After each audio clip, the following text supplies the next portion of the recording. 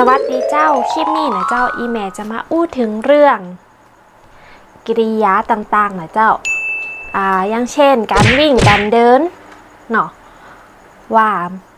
กำเมืองเขาอู้กันว่าจะได้นะเจ้าเริ่มกำแรกเลยนะเจ้าก็คือล่นในกำเมืองก็คือวิ่งนะเจ้า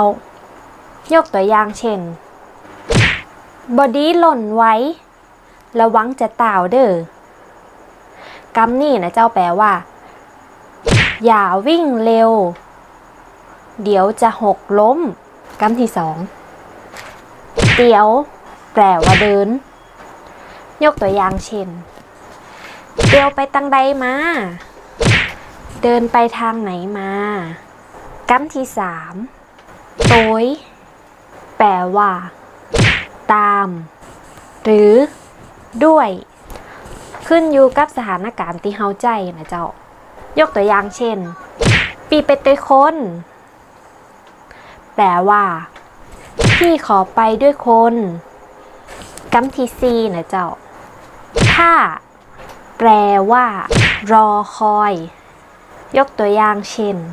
ถ้าอ้ายเจมอ้ายไปโตยหมายความว่ารอพี่ด้วยขอไปด้วยคนกำที่ห้าละแปลว่าทิ้งยกตัวอย่างเช่น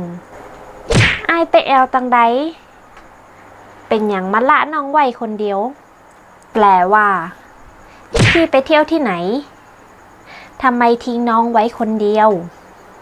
กำสุดท้ายนะเจ้าของวันนี้กำไว้ยับแปลว่าจับยกตัวอย่างเช่นตำรวจยับคนให้แปลว่าตำรวจจับผู้ร้ายใครมีกำไหนจะฮื้อเย้ยแปะนะเจ้ากะคอมเมนต์ตั้งหลุมนี่ได้เลยนะเจ้าแล้วป้ากันในคลิปหน้าฝากกดไลค์กดแชร์กดติดตามฮื้อเย้ยเต้นนะเจ้าไปละเจ้าบ๊ายบาย